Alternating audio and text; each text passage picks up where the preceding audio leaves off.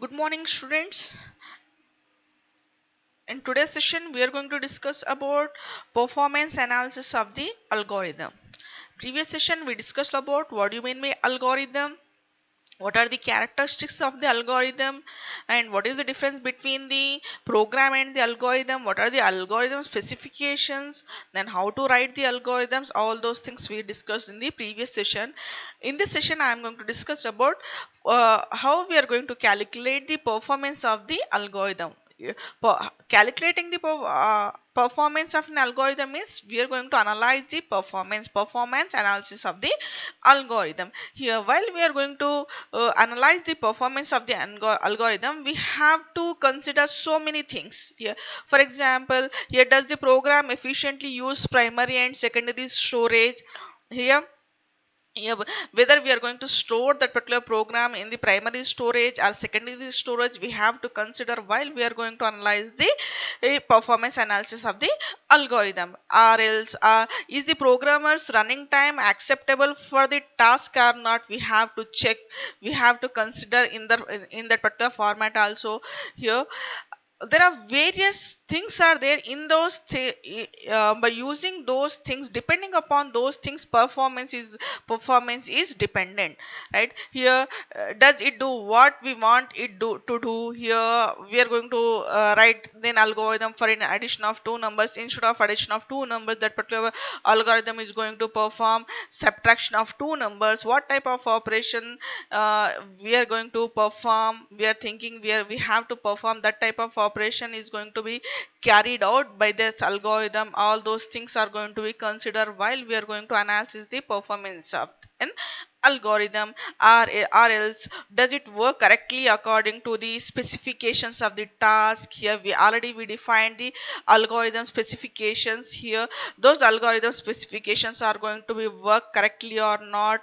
Here, all those things we have to check while we are going to while we are going to analyze the performance of an algorithm. Whether the documentation is right or not, does the program contain documentation that shows how to use it, or else how it works, all those things. Next, is that program code is readable or not?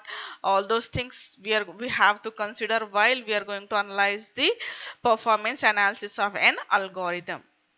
Here, performance, generally, what do you mean by performance? Performance means performance is used to refer the memory and the time requirements of the program. Here, how much time it is going to execute that particular program, how much space is going to need to execute that particular program is going to be checked in the performance analysis. By using this time and space complexity, we are going to analyze the performance analysis of an algorithm. By using the time and space complexity, we are going to decide the performance analysis of an algorithm. Here, program performance means the amount of computer memory and time needed to run a program. Here, program performance means how much amount of time or how much amount of memory is going to use to run a particular program. That is known as the performance of a program. Is it right? Performance of a program, what do you mean by performance of a program? Performance of a program means how much amount of time or how much amount of space is going to need to run that particular program. Is it right? Here, while we are going to analyze this program performance, we are going to use two methods. First one is the analytical method. Yes, first one is the analytical method, second one is the experimental method, right? Two methods are there. By using these two methods, we are going to determine the performance of a program. We are going to determine the performance of a program. First one is the analytical method. In analytical method, uh, all the analytical methods are used to analyze the performance, whereas in experimental method, performance is measured by conducting the experiments. Here here in first case, only analytical methods are going to use to measure the performance of the program, whereas in experimental methods, after conducting the experiments only, we are going to decide the performance of that particular program, right? These are the two basic approaches are there. By using these two basic approaches, we are going to decide the performance of the program. here. Now performance analysis, how we are going to calculate the performance analysis of the algorithm. Here these two are analytical and experimental, these two are the methods for the program, whereas here in this case performance analysis, this perform by using the space complexity and time complexity, we are going to decide the performance analysis of the algorithm. We are going to decide the performance analysis of the algorithm. First one is the space complexity. Space complexity means how much space it is going to need to run that particular program, run that particular algorithm is known as the space complexity. The space needed by the algorithm or the program has the following components. The space needed by the algorithm or program has the following component. First one is the instruction space, second one is the data space, third one is the environmental stack space. These three are the components while we are going to saving any program, first one is the instruction space. Here instruction space is the space needed to store the compiled version of the program instructions. After compiling the program, we are going to save that particular program. These instructions are going to save in the instruction space. These instructions are going to save in the instruction space. Here listen carefully, after compilation, we are going to save the program. After compilation, we are going to save the program in instruction space. In instruction space, we are going to save the program. Here compiled version of the program is going to save in the instruction space. The amount of the instruction space that is needed depends upon the compiler used to compile the program into the machine code. Here what do you mean by compiler? Generally compiler is going to convert the program into machine code. Compiler is going to convert the program into machine code. Already you know this one. Now here how much instruction space is going to needed to that particular program. Here we are using the compiled version. Here who is going to compile this particular program? Compiler is going to be compiled that particular program. It means that depending upon the compiler only, how much space is going to need to save that particular program in the instruction space is going to be decided, right? Only the compiled version of that particular program is going to save in the instruction space, right? Here space complexity means how much space is going to need to store or to run a particular program is known as the space complexity. Space complexity is depending upon three components. First one is the instruction space. In instruction space, we are going to save the compiled version. In this particular case, we are going to use the compiler. Compiler is going to convert the program into the machine code. Compiler is going to convert the program into machine code. Next one is the data space. Data space means data space is the space needed to store all the constant and the variables. All the constants and the variables. Variable values. Here constant, here to save the constant. What do you mean by constant? Here we are assigning the here pi value. Pi equals to 3.14. Pi equals to 3.14. Is it a constant or variable? It is a constant. Why? Because already 3.14 value is assigned to that particular constant, right? Here in data space, all only the variables and constants, are going to be stored, right?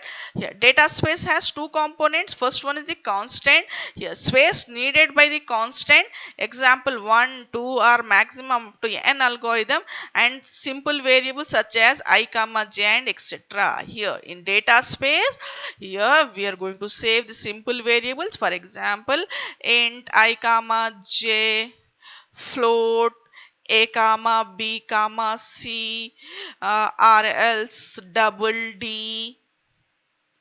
All these variables are going to be saved in data space. All those variables are going to save in the data space. These are the variables, these are the constant. Variables and constants are going to save in the data space. Next one is space needed by a dynamically allocated objects such as arrays and class instances. Here already I told that object is the instance of class, right? Object is the instance of class. Here such a, here whenever we are going to use any dynamically allotted objects, dynamically allotted object, by using the new variable, new data type or create data type, we are going to create the variables at runtime. Those are known as the dynamically created variables. Those dynamically created variables are going to store in the data space. Those dynamically variables are going to store in the data space. Here space taken by the variable and the constants varies from language to language and platform to platform, right? In previous case, depending upon the compiler, space is going to be calculated. In this case, depending upon the language, that particular space is going to be calculated. Here in data space, mainly in data space, we are going to save the variables as well as constants. And one more thing, we are going to save the dynamically allotted variables. Dynamically allotted variables are also stored in the data space. Third one is the environmental stack space. In environmental stack is used to save the information needed to resume in execution of partially completed functions.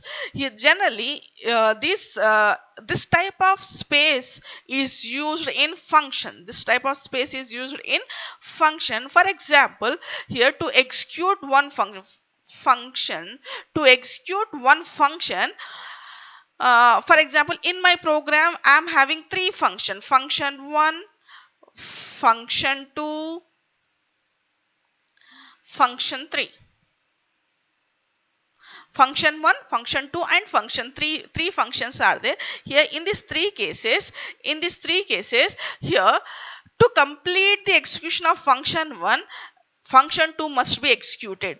To execute the function 3, function 2 must be executed. One function is dependent on another function. Such type of functions are going to save in the environmental stack space. Such type of functions are going to save in the environmental stack space. Here each time of a function is invoked, the following data are saved on the environmental stack. Here first one is the return address of that particular function. Next one, the values of the local variables and formal parameters in the functions being invoked. Here generally these things are going to be considered in recursive function. What do you mean by recursive function? The function which is called itself again and again is known as the recursive function. The function which is going to call itself is known as the recursive function, right? Here generally the environmental stack space is going to use to save the information needed to resume the or partially completed functions, right? In first case, all the compiled version of the program instructions are going to save in the instruction space. In second thing, in data space, we are going to save the variables and the constants are dynamic variables. In third space, we are going to save the functions. We are going to save the data of that particular functions, local variables, formal parameters, actual parameters, formal parameters, return addresses. All those things are going to save in environmental stack space. Here in environmental stack place, generally we are going to use the recursive, we are going to use for the recursive algorithm. For example, here factorial of a given number by using the recursion.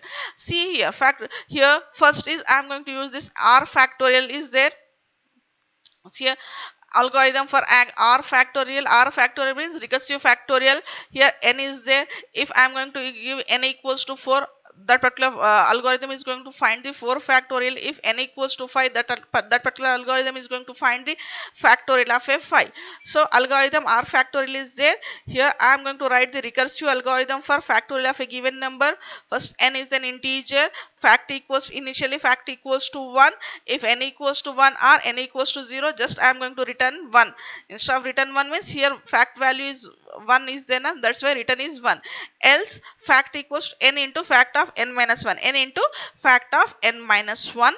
Then we are going to return the factorial number, right? Then we are going to return the factorial. This is the code for recursive of a given number, factorial of a given number using recursions, right? Now Now I'm going to save that. How I'm going to assign this, how I'm going to assign the space in stacks, right?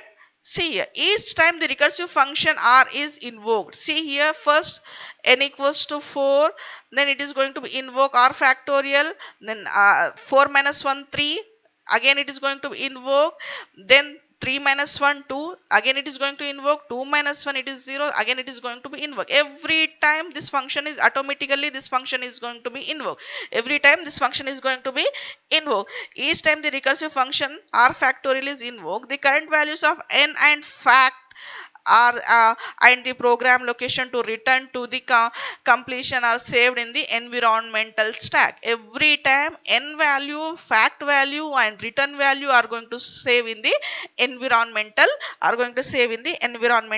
stack.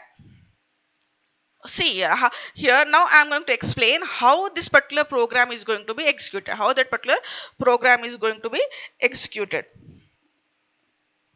For example, void main is there. See here, void main int r factorial 3. I am going to find the factorial of 3. Factorial of 3. 3 factorial. 3 into 2 into 1. 3 into 2 into 1. Int r factorial 3, print r. Just I am going to printing the r now. Right? See here.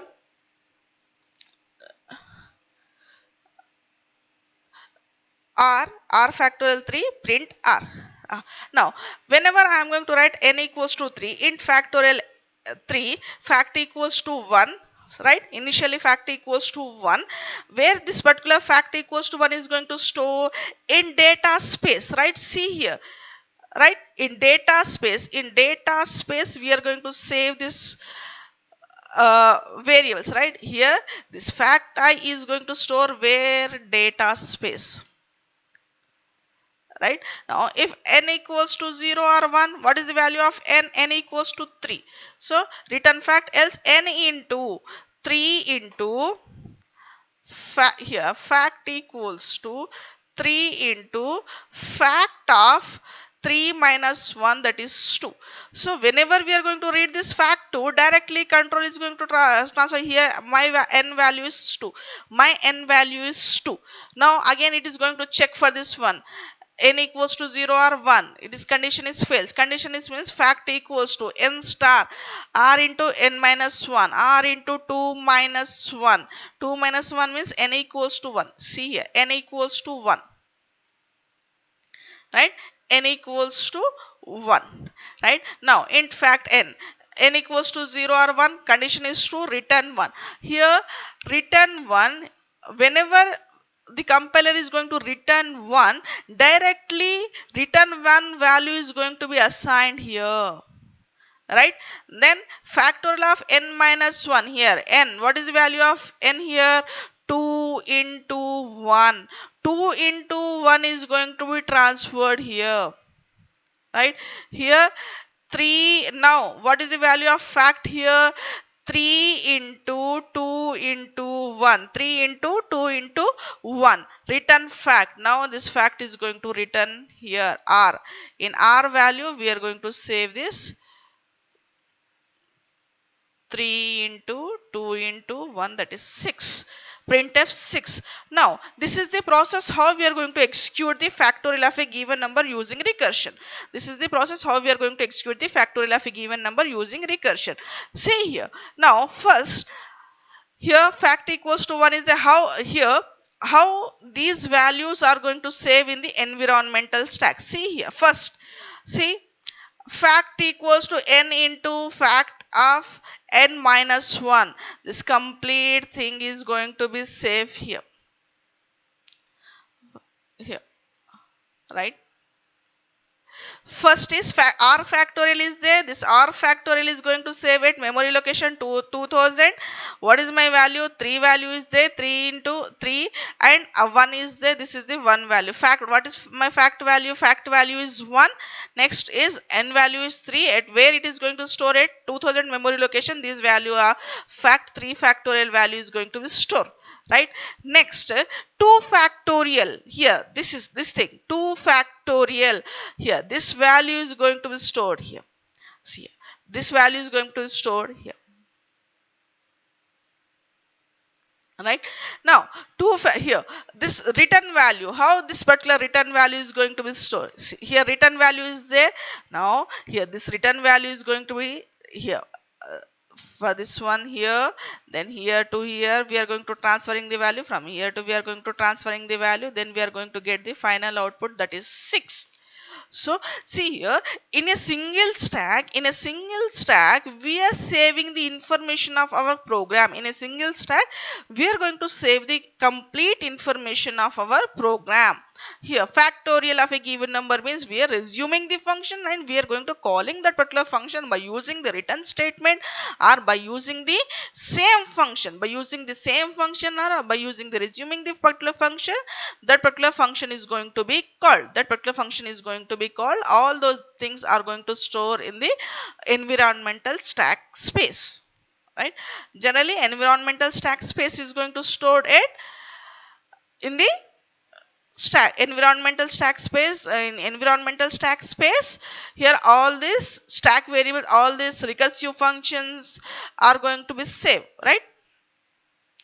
Here in this case, in space complex, to perform the performance analysis of an algorithm, we are going to use this space complexity and time complexity. Space complexity means time, here how much space is going to require to save to run a particular program is known as the space complexity. Here space complexity is divided into three components. First one is the instruction space. In instruction space, we are going to save the compiled version of that particular instructions. Here we are going to use the various types of compilers. Depending upon the compilers, that particular space is going to be decided. In next case, in data space, we are going to use the variables and the constant values we are going to save in the data space. And one more thing, in data space we are going to use dynamically allotted objects are going to save in the data space, whereas in environmental stack space we are going to save the information of resume instructions, or we are going to save the information of the functions, or else we are going to save the information of recursive functions. All those things are going to save in the environmental stack space. Just I have given one example. By using this example, by using the recursive factorial of a given number, we are going to find by using the recursion, then how the memory is going to allotted in the stacks. All those things are already discussed, right? This is the summary of the space complexity. Now, next one is here, we can divide the total space needed by the program into two parts. First one is the fixed space requirement. Second one is the variable space requirement. Here space means here all those things are here: instruction space, and the environmental stack space, data space. All those things are the spaces needed to store the algorithm or the program. Now here we are going to divide the space by the program into two parts. First one is the fixed space requirement. Second one is the variable space requirement. First one is the fixed space requirement. Second one is the variable space requirement. Here in fixed space requirement, all the independent of the characteristics of the problem instance, instruction space or space for the simple variables or constants are going to use this fixed space requirements, right? In variable space requirements, here these are the depends upon the characteristics of the problem instance. Here for example, if I am going to use the while loop, do while loop, depending upon the problem, depending upon the iterations, we require the various types of we require the different types of memory, right? Depending upon the situation, depending upon the program requirement, we require the space to store the particular program, right? Here in that cases we are going to use the variable space requirements, right?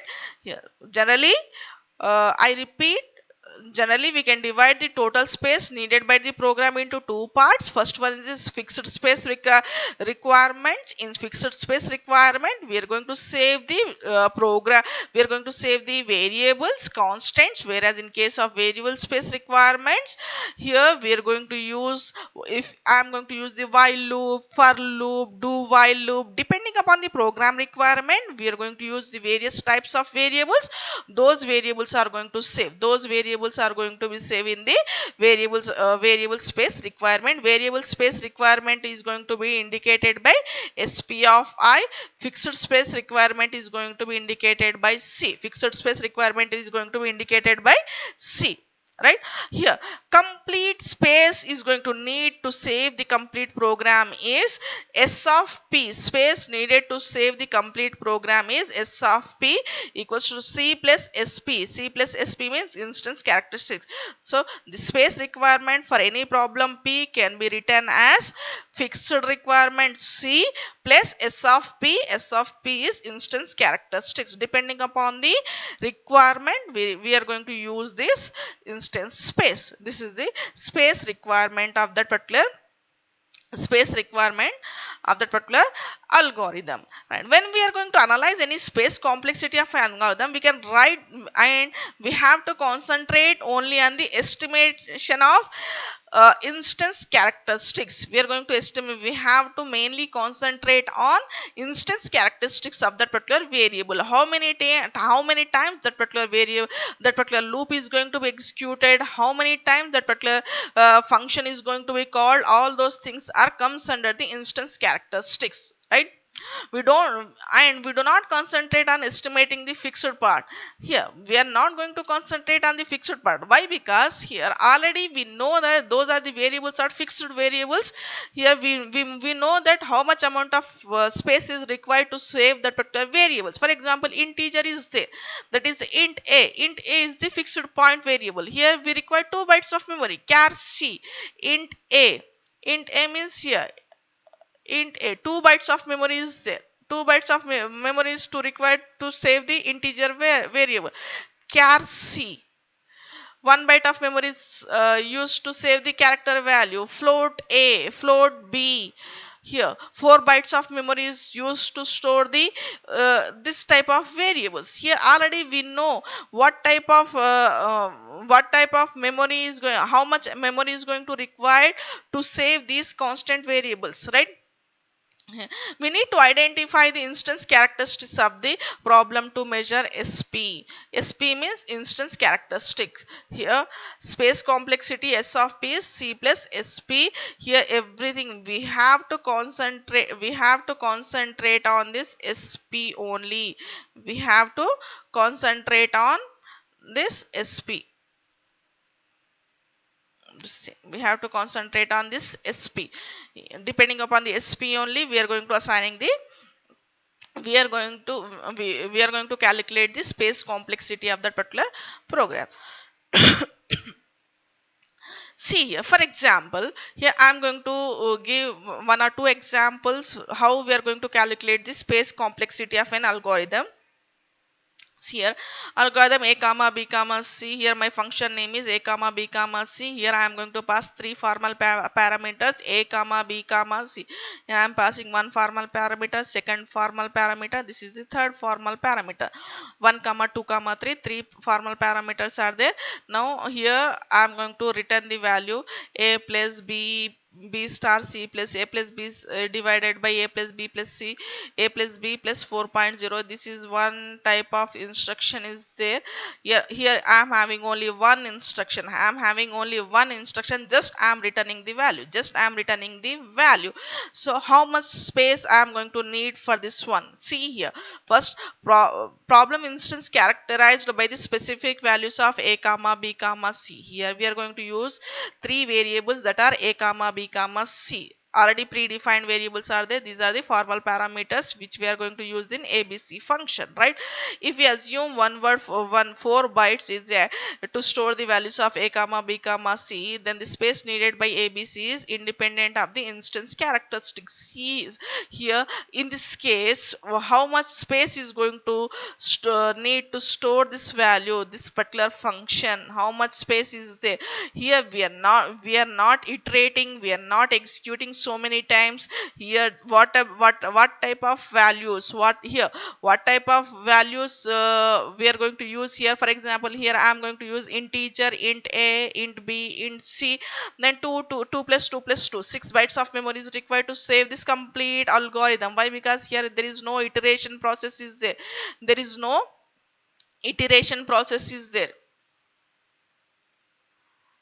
here. So all those things are going to save in the constant space, all those things are going to save in the see here, all those things are going to save in the fixed space requirements, all those things are going to save in the fixed space requirement. Whenever we are going to use any looping statement, at the time only instance characteristics variable space requirement is going to be used. So here that's the reason my sp value is 0, instance characteristic value is 0.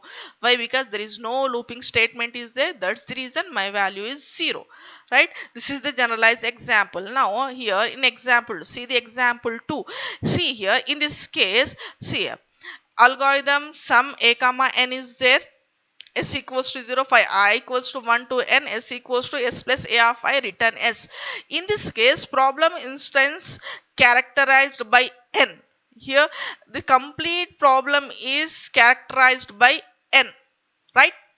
This n is defined by either integer, float, character. N is defined by either integer, float or character. N is the predefined value. N is the predefined value. So we have to execute this thing, complete this thing. We have to execute this, complete this thing. So the amount of space needed does not depends on the value of n. You see here we are not going to use here. N is already predefined. So we are going to execute this complete statement. So the amount of space needed does not depends upon the value of n. That's the reason here sp value is 0. Sp value instance character instance value is 0. So here recall the address of the first element of the array will be with, here in this case here address of the first array a of 0. A of 0 is going to pass here. Then we are going to calculate a of 1, a of 2, a of 3, a of 4, right? Here we are not going to check any condition. Depending upon the n value, we are going to calling the function and we are going to executing that particular value. That's the reason instance characteristics of sp value is 0, right? This is the example 2. See here in the example 3. Here, see here in this case here we are checking the condition. Here we are checking the condition, right? If n less than or equals to 0, then return 0 or else return r sum. Here recursively we are calling the function. Recursively we are calling the function. If that particular function is true, if the condition is true, we are going to execute this particular function. If the condition is true, we are going to execute that particular function, right? So for that case, see here, for I am defining here I am declaring the variable a integer and n is integer. So here these two parameters are there. So formal parameters 2, a is number of bytes required to store the value of a, 2 bytes. Formal parameters for n, 2 bytes. Here in previous cases we are not returning what is the value of a and what is the value of n. Why? Because here in fixed amount of time that particular execution is going to be done. Here we don't know, user doesn't know at how many times that particular program is going to be executed, how many times that particular program is going to be executed. User doesn't know that thing. That's the reason here we are going to calculate. Here return address is there. Here we are going to use the return address now. Here return address used internally. Here we are calling the return internally. We are calling every time we are calling the return address. How many times we are going to calling the return address? 2 times. See here for this one r sum a comma n minus 1 and a of n. Every time we are calling that one. That's the reason here 2, right? Here total per one recursive call is how many bytes we require? 2 plus 2 plus 2. Here how many? 6. Here how many times we are going to execute this program?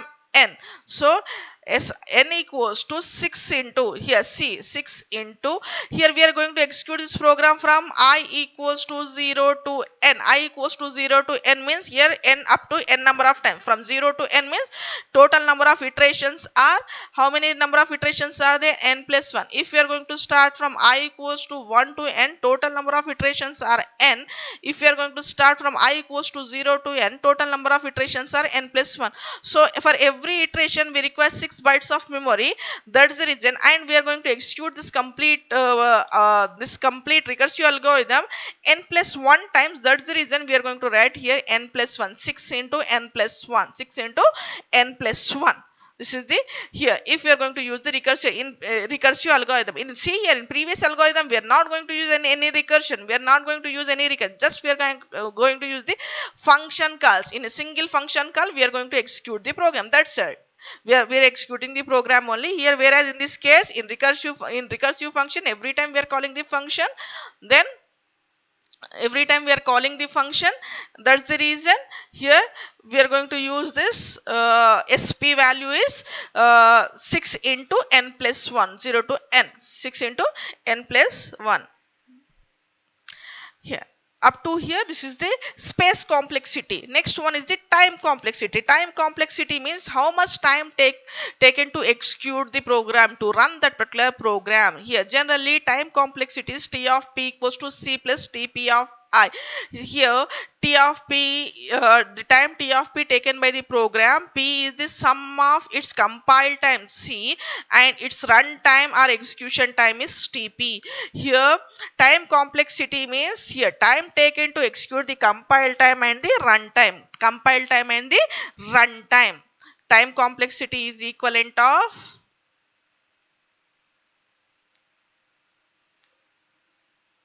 compile time plus runtime. Compile time plus runtime. The compile time doesn't depends on the instance characteristics. Compile time doesn't depends upon the instance characteristics. Compile time is here compiling the program. Compiling the program is it is going to read each and every instruction, whether that particular instruction is right or wrong, whether the particular instruction is syntactically right or wrong. That's it. If the program is having 15 lines of code, compile time is going to be read 15 lines of code only. If that is right syntactically, that particular function is right, that particular program is right, then it is going to stop the process. So it is compile time is doesn't depend upon the instance characteristic, whereas runtime if we are having multiple number of loops, then we are going to execute n multiple number of times that particular loop is going to be executed. That comes under the runtime. That comes under the runtime, right? Here time space complexity means how much space is going to need to execute that particular program. Time complexity is consisting of sum of compile time and runtime. Compile time means compile time doesn't depends upon the instance characteristics of that particular program, whereas runtime is going to depends upon that particular how many loops are there, how many sub functions are there. All those things are going to be considered in runtime. So if you know the characteristics of the compiler to be used, we can determine the number of additions, subtractions, multiplications, divisions, and see in this case tp of n. For example, here see here tp is there, right? tp, this is tp is there, runtime is there. See here now how many types of addition, how many types of subtraction, multiplication, divisions are going to be done, right? If you know, if the compiler is going to know all those things, it is very easy to calculate the runtime of that particular program. Here in this case n denotes the instance characteristic, ca, cs, cm, cd are denotes the time needed for an addition, subtraction, multiplication, division, and so on. Add, sub, mul, division are the functions whose values are number of addition, subtraction, multiplication, and division. Yeah, all those things are going to be carried out in runtime. If you know the number of instances, if you know the values of ca, cs, cm, and cd, if you know the functions add, sub, mul, and division, all those things are there. Here if you know all those things, then easily we can find out the value of tp. Easily we can find out the value of tp, right? Runtime value. Obtaining such an extract formula is an impossible task here, since time needed for addition, subtraction, and so on depends on the number of being added and subtracted and so on. Here the value of tp of n for any given n can be obtained only experimentally. Yeah, whenever we are going to execute that particular program, at the time only we are going to decide, we are going to check how much time is going to need to run that particular program. Syntactically, by saying that n number of times by n minus 1 number of times or n plus 1 times we are are going to execute that particular program. Syntactically it is right, but whenever we are going to execute the program here, we don't know how much time is going to required, how much time is required to execute that particular program. Even with the experimental approach, one could face difficulties, right? Here, in for example, in a multi-user system, the execution time of a program P depends on the number of programs running on the computer at the time of P is running. If you are going to use multiple number of programs, if you are going to execute multiple number of programs at a time, it is also depends upon the CPU performance. Also runtime is also depends upon the CPU performance. If you are going to execute multiple number of programs at a time on a single CPU, then we are not going to get the accurate runtime of that particular program. We are going to get high runtime for the same program. If we are going to run a same program on a single CPU, no other program is going to be executed. We are going to get different type of value. If we are going to execute 4 to 5 programs at a time simultaneously, at that time we are going to get different value for the same program for the runtime, right? Yeah, as there are some problems in determining the execution time using the earlier method, we will go one step further by count only the number of program step. By using the program step, we are going to calculate the compile time and run time. We are going to calculate the compile time and run time of the given program. Here by using this program step, we are going to calculate the execution time. By using the program step, we are going to calculate the execution time. Yeah, what do you mean by program step is loosely defined as a syntactically or semantically meaningful program segment whose execution time is independent of the instance characteristics. Here program step is defined as syntactically or semantically. Here that particular program is having a meaningful statement. That particular program is having the meaningful statement. Syntactically that particular program must be right. Semantically that particular program must be right. Then execution time is independent of the instance characteristics. Execution time is independent of that particular instance characteristics, right? For example, result a plus b star c plus a plus b minus c divided by a plus b plus 4.0 sum equals to a plus b plus c. Here syntactically this statement is right. Syntactically this statement is also the right one. Semantically, syntactically, both statements are right. Then here execution time is independent. Executing time is independent on the instance characteristics of that particular variables. This is known as the program step. Here now, what do you mean by program statement? The number of steps assigned to any program statement depends on the kind of the statement. Program statement depends upon the what kind of program statement you are going to use while you are going to execute the program. Here comments are there. If we are going to write any comments in a program, in any program, here it counts to zero steps. Here these are the basic instructions where you are going to calculate the run time complexity of an algorithm. These are the basic steps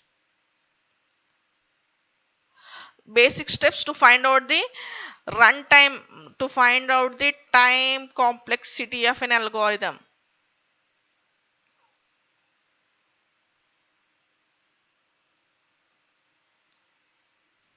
Here if you are going to write any comments, then it counts as a zero steps, right?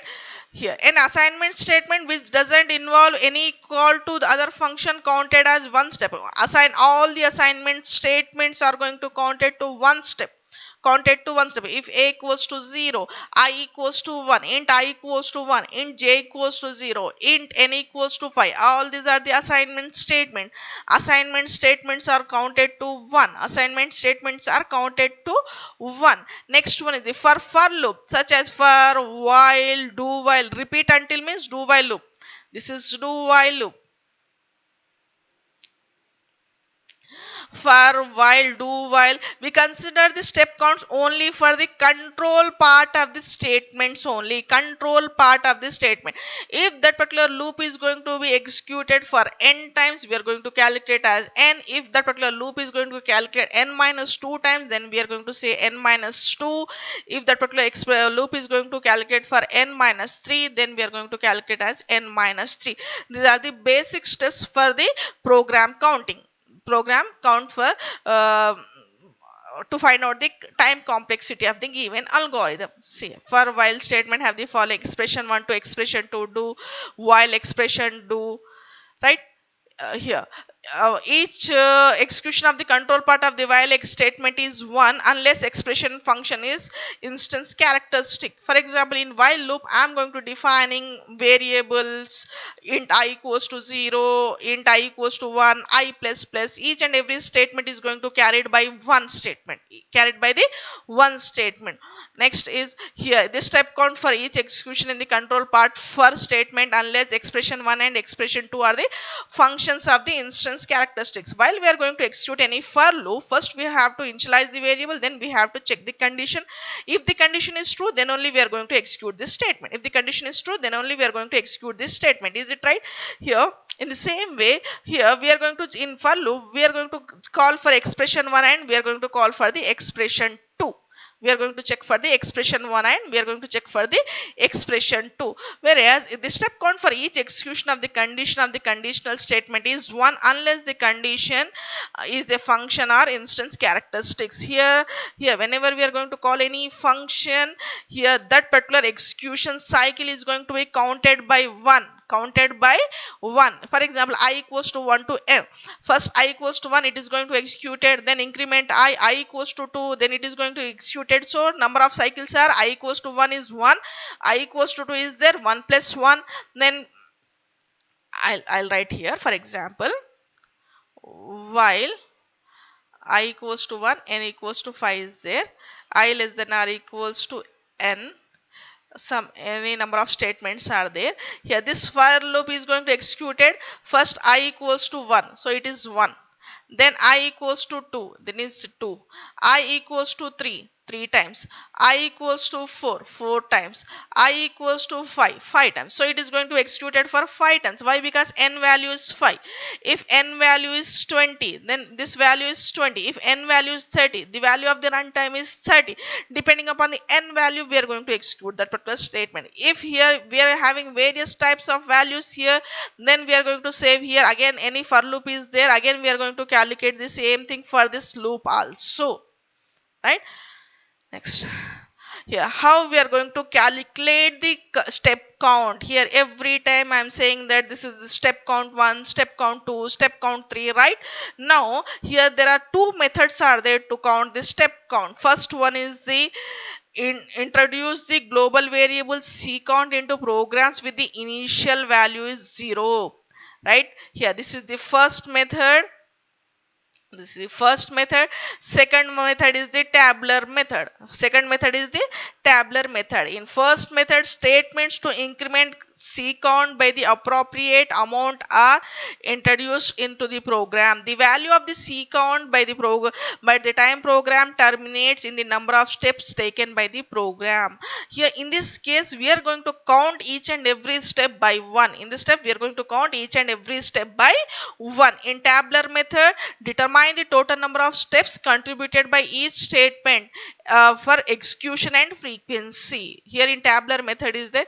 Here in and add up to the contribution of all statements. What are the statements we are going to use to execute the complete program is going to be considered in tabular method. Right? I'll show one example. Introduce variable count into programs. First method is introduce variable count into programs. See here, I am going to perform algorithm sum of a comma n. Sum of a comma n. Here sum of a comma n means I am going to perform sum of n numbers. I am going to perform sum of n numbers. So initially s equals to 0. S equals to 0, right? S equals to 0, right? C count first here every time here first is count is 1. For assignment here, count is 1. Initially count is 0. Now count is 1. For I equals to 1 to n. For I equals to 1 to n.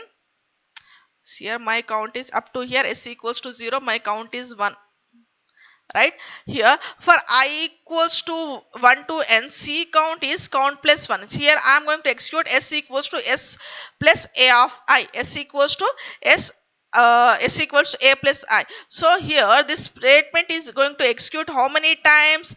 N times. The statement is going to execute n times. See here, for I equals to 1 to n means, what does it mean? For I equals to 0, I less than or equals to n, I plus plus. Already I told that here, while we are going to use any for loop, expression 1 and expression 2 is going to be used, right? Expression 1 first is I equals to 0. For this one we are going to use this one for n times, right? We are going to use this one for n times, right? This is for n time. Right now again increment the value of I, and we are going to check for this one. Same statement is there. That's the reason again the statement is going to execute how many times? N times. For I equals to 0 is going to execute n times, right? I equals to 0, 1, 2, 3, 4 up to n times, and I less than or equals to n, this particular statement is going to be executed n times. Why? Because every time 1 less than or equals to n, 2 less than or equals to n, 3 less than or equals to n, 4 less than or equals to n, every time we are going to check for that particular condition, and how many times that particular program is going to be executed? Up to n times. N time program is going to execute it, right? So n times, right? After completion of this execution, so return s. So I am going to return the value of s for this function. So this is one count. Right. Here up to here closing is there, closing for 1 and return statement for 1. See here now count the step count. Here first, here 1 is there, 1 plus here n for this step, n for I equals to 0 to n plus I less than or equals to n. We are going to check for that particular condition, n. Then closing the braces, right? 1 plus 1. Then returning this statement plus 1. How many counts are there? 2n plus 3. Time taken to execute this complete program is 2n plus 3. Step count tell us how much runtime for a program changes with the changes in the instance characteristic. 3n plus 3 steps are required to run this particular program to find the sum of the n numbers. To find the sum of the n numbers, we require 2n plus 3 time. Right? Next, for example, here, see here. In this case, how here matrix multiplication, for the matrix multiplication, how much space is going to be needed for this one? See here, first I am going to initialize the value, that's the reason, plus 1. Right here, for I equals to 1, I less than or equals to m. If this condition is true, I am going to execute this statement. How many times I am going to execute this statement? Here I equals to 1, then n. How many times? M times I am going to execute this one. So mn. Next, increment the value of I plus plus. Again I am going to check the condition up to m. How many times this complete loop is going to be executed? Mn time. Right? Mn time. Right? Here, see here every time j equals to 1. Here j equals to 1 to m. Here mn time, again j equals to 2, I equals to 2, 2 less than or equals to m, condition is true. So here also mn time. Here this complete program is going to execute how many times? Up to m times. See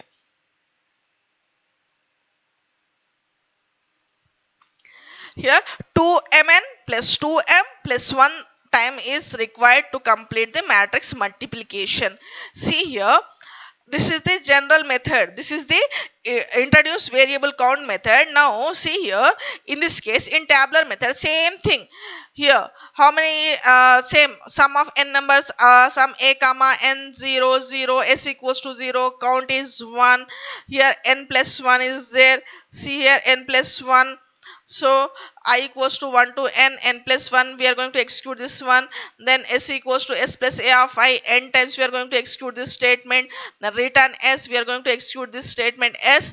So here how much time, 1 plus n plus 1 plus n plus 1, so 2n plus 3 is going to be required to store this value. By using the tabular method also we can perform the sum of, to find this how much time required to find the sum of n numbers. See here, in matrix multiplication, see here, I'll explain. Here I equals to 1 to m, do here how many times this program, complete program, is going to be executed. Here first is m plus 1. In next case, for j equals to 1 to n, here we are going to perform this one. How many times we are going to perform this one? Here m into, for first I equals to 1, I equals to 2, I equals to this loop j equals to 1 to n, it is going to be executed in n plus 1 times. It is going to be executed in n plus 1 times. So but how many times it is going to be executed depending upon the m. So that's the reason m into n plus 1 times it is going to be executed. C equals to ij plus aij plus bij. Here we are going to take the value of I as well as we are going to take the value of j. That's the reason we are going to take here mn. See here, m plus 1 plus,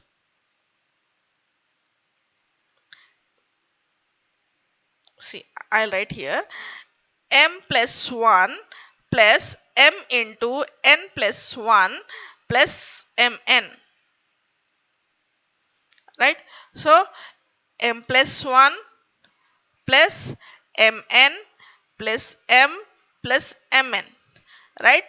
Here mn, so equals to 2mn plus mm plus 2m plus 1. So this is the how much time required for matrix multiplication. See here, first I equals to 1 to m, this loop is going to execute it for m plus 1 times. Then I equals to 1 to n, this loop is going to execute it for n plus 1 times, but this loop is going to carry it out for m times. That's the reason m into n plus 1. Here c equals to cij equals to aij plus bij is there. That's the reason here we are going to execute this complete thing is in mn time. Here m time we are going to take for one matrix is m, size of the matrix is m, one matrix size is n. That's the reason mn we are going to take mn, 2mn plus 2m plus 1. So this is the time taken for time taken to execute the addition of two matrices or multiplication of two matrices for this one. Sorry, addition of two matrices, right? Here now, in next class I am going to discuss about what you mean by best case, worst case and average cases, how we are going to calculate time complexity, best time complexity, worst time complexity and average time complexity. All those things I am going to discuss in the next class. Thank you.